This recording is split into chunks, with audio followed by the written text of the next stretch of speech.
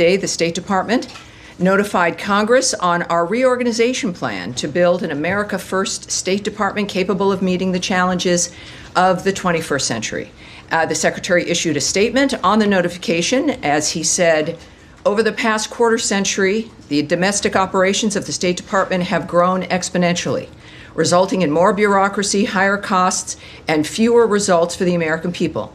Since my first day as Secretary, I've said that this department must move at the speed of relevancy, and in April announced a broad reorganization of the department to better achieve that goal. Today, we took the next step in that process by notifying Congress of how we plan to do that. Further, he said the plan submitted to Congress was the result of thoughtful and deliberative work by senior department leadership. We have taken into account feedback from lawmakers, bureaus, and long-serving employees. The reorganization plan will result in a more agile department, better equipped to promote America's interests and keep Americans safe across the world. In addition, over the last few days, Secretary Rubio has announced new visa policies that put America first. I'm sure none of you have any questions about those. The State Department is determined to protect Americans' right to free speech and to counter the malign influence and actions of the Chinese Communist Party. The bottom line, we are using and will continue to use every tool in our tool chest to make sure that we know who it is who wants to come into this country and if they should be allowed to come in. Every sovereign nation has a right to secure its borders and to make sure they know who is in their nation and if they are safe to be here. And finally, Secretary Rubio met with the North Macedonian Minister of Foreign Affairs today and his delegation. I had the pleasure of being at that meeting as well. The meeting underscored the strong relationship between the United States and North Macedonia and highlighted mutual interests in regional stability, economic cooperation, and NATO. They explored opportunities to expand the economic collaboration, which would include energy, trade, and investment. A fabulous delegation. It was a pleasure to meet them. And now it's a pleasure to see you guys again. Even though I've met most of you, maybe not all of you, taking your question. Matt? Yes. I know you've got a few things on your mind. Well, yes. So I assume you were being sarcastic when you said that I know none of you have any questions. Of course, yes. Sarcasm is my favorite thing. So anyway, I do have a couple of questions. Sure. But I'll keep them brief. On the visa policy, specifically as it relates to China and the Chinese students. Mm-hmm. The statement that came out last night was, it wasn't very specific, shall we say, about what affiliations with the Chinese Communist Party and what critical areas of study would be applicants for visas under those would be, would be subjected to more scrutiny. So I'm wondering if there is an answer to what is the actual, Chinese Communist Party affiliation that would make you ineligible for a visa, or what are examples of the critical areas in which we'll be subject to? Well, since starting here at the State Department in January, I've been impressed with a number of things, most everything, but also learning about the nature of the visas. And I've said here regularly, many people watching around the world might not know, is that we don't give details about what our methods are regarding visas. Of course, everyone is vetted. I think if you've gone through the process, it's about filing for a visa, and then you have to have a meeting. And you do it in your home country, your consulate, your embassy. And that's the process. So there is a vetting. There always has been. What we don't discuss, again, because of privacy issues, but also because it's different for each person, that there are a series of dynamics that can be applied, questions that can be asked, issues looked at, and we use every tool that we have to vet and to make sure we know who's coming in. In this particular case, the United States is putting America first by beginning to revoke visas of Chinese students as warranted, including those with connections to the Chinese Communist Party, as you mentioned, Matt, or studying in critical fields, and enhancing scrutiny of visas for all Chinese nationals, including Hong Kong passport holders. I will not be getting into the details, not only of what the details are regarding the scrutiny and the methods regarding the visa itself, but also when it comes to critical fields. I was rather pleased, having seen very often announcements that don't really give any information, and there's reasons for that, for national security, because there's negotiations, it's diplomatic, et cetera, or giving away the nature of how we choose to do things, might give up our hand and make certain things less effective. In this case, when we think of critical fields, which is obviously a very specific phrase, we think about national security, the nature of how we keep America safe and secure and more prosperous. And it is important to have, I think, a broad base, because that could mean something different to many people. It could mean many things. And this is going to be up to the people making the decisions. And I think that that's in the framework of what we've discussed regarding the visa actions as well, when it comes to keeping America safe. The United States, I further can say here, will not tolerate the CCP's exploitation of U.S. universities or theft of U.S. research, intellectual property, or technologies to grow its military power, conduct intelligence collection, or repress voices of opposition. The Trump administration is focused on protecting our nation and our citizens by upholding our national security and public safety through our visa process, obviously very openly and transparently applied by Secretary Marco Rubio. Every visa adjudication is a national security decision, every single one of them. Every prospective traveler to the United States undergoes interagency security vetting. Prohibiting entry to the United States by those who might pose a threat to U.S. national security or public safety is key to protecting U.S. citizens at home. So we've experienced this through these last several weeks. It is something that is at the heart and really at the front line of protecting the country. And we're taking it seriously, and we're being open about the nature of what's happening in this particular instance. So could I just ask that last bit that you just said, which was not in the statement last night and is a little bit more specific about about the nature of the theft of certain things. Yes, well, we again, and as reporters here all and curious people, you know the nature of what China has been doing about with technology, right? Stealing information, intellectual property, U.S. research, copyrights, etc. This is not new or confusing. And this is one way that we certainly can try to mitigate that issue. Yes, Andrea Mitchell. One follow-up on that, and then I want to ask you about Hamas and Gaza and Israel. Certainly. Is there any reevaluation of TikTok and its vulnerabilities, as was defined by the previous administration as dangerous for national security reasons? Does the White House, does the administration have any reevaluation of TikTok in this context as you're cracking down on Chinese? I would say you'd have to send that question, ask that of the White House. What we do know, though, of course, is that we're serious about Chinese intervention here, if you will, and the nature of what's driving, of course, this new visa vetting dynamic. But for that specifically, I know the president has spoke on it. You'll need to ask the White House. And let me ask you about the possibility of a tentative acceptance by Israel of a ceasefire. Let me come back to you on that. I think many of you also have the visa questions, correct? Are we dealing? Let's stick with visas, because there's many different issues at hand, not just this one regarding China. So Daphne. Issue as well? Yeah, we'll get to Gaza after that. Yes. Thank you. There are hundreds of thousands of Chinese students currently in the U.S. What proportion does the State Department expect will face visa revocations? Oh, I can't answer that at all. I mean, one of the things we also, even if I was inclined to want to answer, is we're not going to speculate on where this would go. A lot of this clearly perhaps has not been done before, as we look at this dynamic and make a determination of exactly what's been happening in this country. A great deal of what President Trump has done and what Secretary Rubio is doing is beginning to look at certain things, whether it's foreign aid, the nature of visas, how people are getting here, what's happening at the universities, the things we've seen that we don't like that have emerged from them. But I certainly would not hazard to suggest that the numbers matter. What the story is here is that the issue of being serious about safety for the country matters, and we're going to look at that at every single front. So I think it's less about numbers and more about the fact that we're keeping America safe and taking the actions that we need to do that. At the tail end of Trump's first administration, the U.S. revoked visas for more than 1,000 Chinese students and researchers that were deemed security risks. Should we expect the actions that Secretary Rubio announced yesterday to exceed those first-term measures? You love the numbers. She loves the numbers, Daphne from Reuters.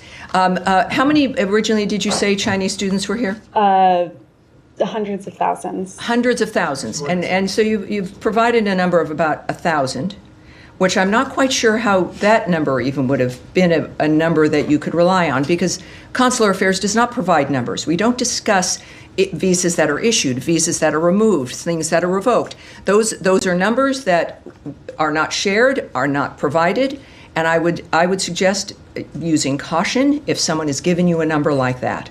I have no idea what the numbers will be. What I do know is that the people who are deemed to be a threat to the country or a problem now will be vetted again or looked at seriously, and Americans will be safer. That's the story here. And then just on the visa restriction policy announced yesterday over the censoring of Americans, can you provide any specific examples of what actions prompted the U.S. to institute this policy? And when might we expect any visa restrictions to be implemented? In a case like this, you're looking at a policy that is a reflection of what the Trump administration and the American people care about, which is the idea of Americans being censored. We experienced this through COVID, the nature of our ability to be able to speak our minds. And while I won't give you or can give you or would give you specifics about how this particular restriction would be approached, which is not done in a blanket way, right? That there's individuals who are flagged or who are seen as being a participant in some aspect of the censorship of Americans. What I can say is that all of what you see emanating from the Trump administration and the State Department is a reflection of the policy of this administration and what the American people want and expect when it comes to what their futures are going to hold. Again, on visas, Yes. hold on, please. Still on visas. Still on visas. One moment, I'll be back with you. Yes. One on the cable that went on Tuesday, it said they expected this expanded social media vetting guidance for visa applicants to go out in the coming days. Are you still tracking that timeline, and give us any Yes. guidance on what that is going to Yes, look I can't like? give you a specific timeline, but there will be more information. What I can say is that, in general, because that was an internal communication that was leaked. At the same time, we have confirmed that the details are accurate. Also, the Trump administration is focused on protecting our nation and our citizens by upholding the highest standards of national security and public safety through the visa process specifically.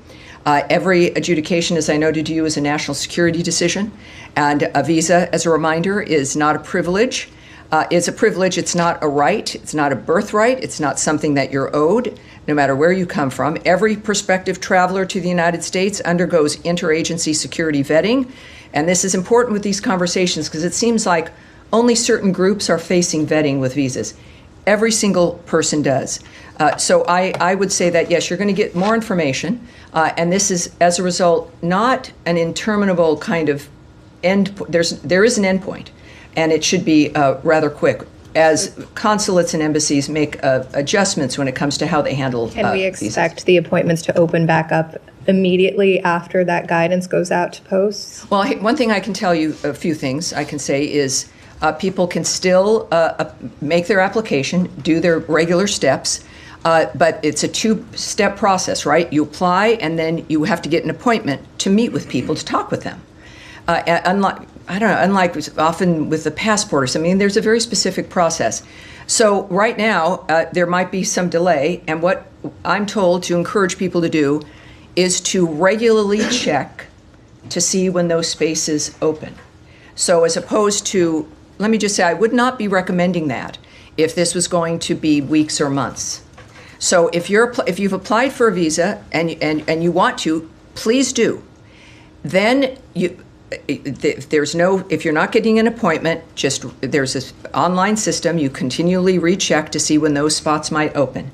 I can't tell you immediately after some, indeterminate moment of an action, but I can tell you that it's something that would happen perhaps sooner than later. And then one more. On Harvard, my understanding is you are now reviewing all of the visas of Harvard-affiliated visa holders, not just students. Can you confirm that? And why is this broader review taking place? Do you expect it to impact medical professionals, for example, professors at the university? I hesitate only because all of this is regarding visas and the nature of our mission and the approach that we take regarding who is being scrutinized and how we're going to approach. So we're going to put that off. I think we probably will have a bit more on that next week, perhaps, but we'll put that off now. But what I can say clearly with all of the news over the last 48 hours is that the visa process is a key component of keeping the country safe. It is not targeted at certain only specific individuals. This is an overarching national security action, and we are acting quickly. Obviously, we're a nation that loves people coming here the legal way, and we want to help facilitate that, but not at our own risk. Sean. Sure. More on the visas. If you don't mind me emphasizing, as Daphne and Matt asked you on the language, the Secretary's statement yesterday aggressively revoked visas for Chinese students, including those with connections. It's not specific. He's not saying specifically those with connections. So, there are 277,000 Chinese students in the United States. Should all of them feel that they're at some risk of having their visas revoked? I think everyone who's here on a visa has to recognize, certainly is what they've seen over the last few months, that America takes their visas seriously, that vetting is not a one-time process, it's continuing, and that if things happen, if you get arrested, if there's some kind of an issue, it's probably going to be seen at some point. But I do think that with this particular dynamic, it's clear that there's an interest in making sure that those who are here from China on a visa understand that we are taking our national security seriously, and we are looking at their visas, and if everything's fine, terrific. But that will be a vetting that certainly continues and is important, clearly, to the administration. Okay, and a bit broader, you said if everything's fine, you're welcome. More broadly, all these things that are going on with the student visas, with the vetting, with the suspension for now of new appointments. Is it still a priority for the administration to encourage students to come to the United States? They have other options. It's been said that Hong Kong, for example, is now saying students at Harvard, doctoral students, have a fast track to go there. Is there any concern that the U.S. is losing a competition? After all, there's $50 billion into the economy from international. Yeah, well, people come here because this is where you start new lives, where you have every opportunity in the world. There's a reason why people come here. It's because of what the country represents. Yes, the excellence of our schools, and we want to keep it that way. We want parents who send their children, whether they be from a different country or America, to an American university, that they can recognize their child when that child returns home.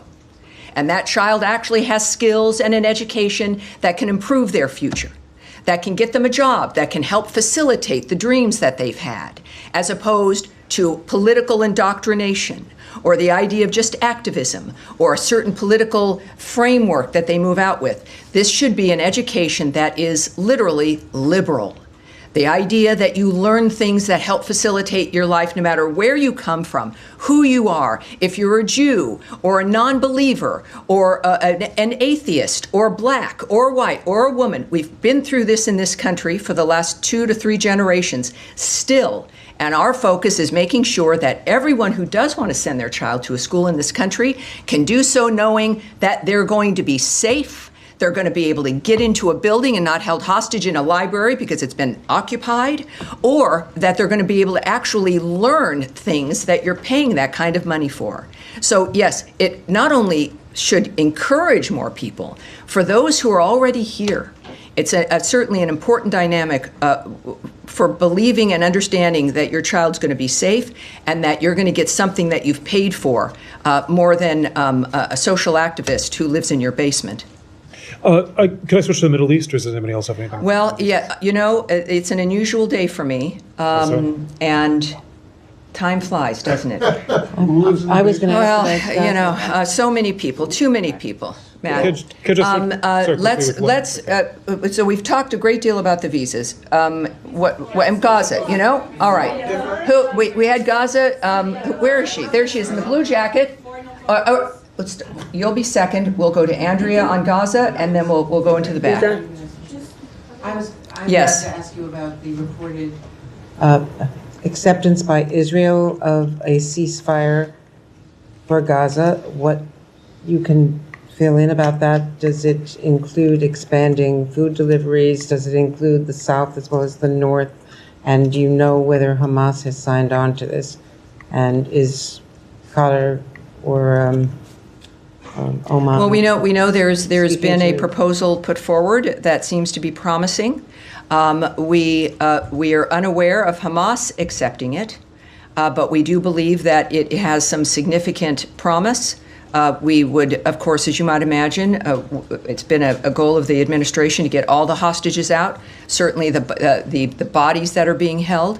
And so, and I believe that Caroline addressed this too, I think, earlier. Yes, so there is some optimism, some important optimism, but the aspect regarding Hamas and its position is unknown at this point. But I think that there's some optimism regarding what has been proposed. And do you know if this came from Mr. Witkoff and Dermer and the other envoys who were here from Israel this week? Well, I believe that certainly Special Envoy Witkoff, as he's been involved in most issues and our successes, but at this point, we're still waiting to get some kind of a final point put on that. Which would allow even more humanitarian aid to move in, and certainly the return of hostages and bodies. This is what we continue always are working on, and we're excited that this might be a good development. All right, Nadia. Thank you. I'm following up on Gaza again.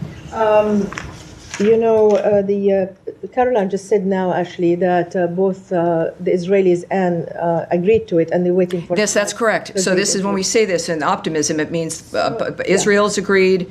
All right, so we're in a very good position, I think. But as you know, the president said he wants to see an end to this war.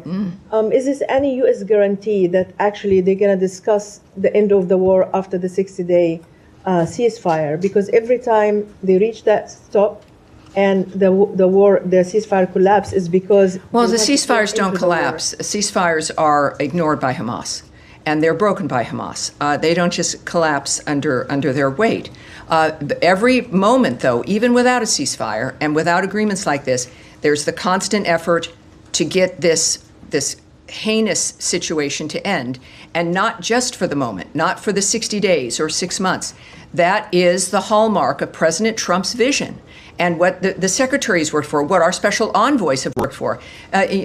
Special Envoy Witkoff could be, just like President Trump, enjoying a very comfortable life somewhere else. But these are men and women who've made this kind of commitment. So I would say that obviously the end goal is an end. But ending the murders, the slaughter, the carnage, and getting people what they need is key. And that, of course, you can't.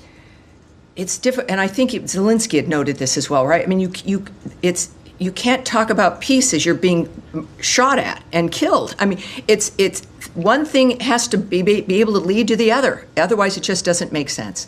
All right. Now, in the blue, I've skipped you off, and are you on this part? I want to go back to the visa. Visa. All right. Let's get one more question regarding Gaza and yes, in Middle East. Go ahead. Okay. Go ahead. Yes, you go ahead first. We won't go right back. We won't go to visas. We've spent a great deal of time on that. Go ahead. Me? Okay. Yeah, go ahead. Yeah. I got a Gaza visa question rolled into one, so it's jackpot. The Mahmoud Khalil case, the federal district judge ruling yesterday that while he found that Khalil gave insufficient responses to allegations that he omitted key information from his application, the judge also ruled that Secretary Rubio's determination that Khalil's activities would have an adverse impact on American foreign policy were unconstitutionally vague. Does the secretary have a reaction to that, number one? And number two, does it change the position or the tactic going forward? So again, let's just take that back for next week. I mean, I do want to get a direct response for you for that, but I literally have to go in a few minutes. And normally I would stay for as long as I could, but there's something I can't avoid. Okay. Yes. All right, we'll go to Russia, Ukraine. Yes? All right. Obviously, the secretary connected with his counterpart in Russia yesterday. In their call, did Mr. Lavrov give Secretary Rubio any indication of whether and when this peace memorandum that Russia promised would materialize? President Zelensky is saying nobody has seen it, and Secretary Rubio has said it's an important indicator of how serious Russia is about continuing negotiations. So I'm wondering if you have an update. Yes, again, we've said multiple times that we're going to judge Russia based not on what they say, but on what they do. And right now what's happening is not good, right? You've heard that from the president. What I can tell you is Secretary of State Marco Rubio, in fact, did speak with Russian Foreign Minister Lavrov. Secretary Rubio welcomed, as we all did, the exchange of 1,000 for 1,000 prisoners, which happened over the weekend. That was arranged, I believe, while we were in Istanbul, Turkey. The secretary reiterated President Trump's calls for constructive, good faith dialogue with Ukraine as the only path forward ending the war. So that's what we're saying about the call itself, and we'll have to kind of leave that there. On the question of the good faith dialogue, sure. Does the secretary believe that what the Russians have offered in terms of these direct talks with the Ukrainians in Istanbul, is that being offered in good faith? We understand it's the same delegation that was dispatched last time. Is this actually going to move the ball forward, or is it a rehash? Right. Well, that's kind of, I think, at the heart of the current diplomatic dialogues and negotiations. And I won't characterize the secretary's point of view or his approach. I think what he reiterated after this call, I think, speaks for itself, that he reiterated President Trump's calls for constructive, good faith dialogue as the only way to end the war. So that was repeated in that call, and I think that speaks to the secretary's position. All right, yes, sir, go ahead. Can I just follow up on that? Can this good faith dialogue continue alongside military offensive? You've got to repeat that first part. Can this good faith dialogue this continue alongside military offensive? Well, obviously, we're going to find that out. Again, we're judging, and I think the president has judged Putin based on the nature of what was clearly extremely frustrating to him regarding the killing of civilians while talks are going on for a ceasefire. And that's a judgment that's going to come from the leaders of this country, the leaders, frankly, of the free world, of whether or not that's possible. And we're going to have to take that moment by moment in this case, I think. And are you guys involved into the second part of Istanbul talks? Are you part of it? I'm not going to go into that. I have nothing to preview for you on that. So yes, sir, go ahead. The president yesterday said that the deal with Iran could happen in the next couple of weeks. The Iranian foreign minister today on X said that media are speculating about an imminent agreement, but he's not sure we are there yet. Any reaction to what he said? Well, people are speculating because maybe somebody goes on radio and starts to speculate and starts to talk and starts to gossip. We don't do that. We've learned that discussing the details of something as sensitive as peace negotiations or a ceasefire does not help.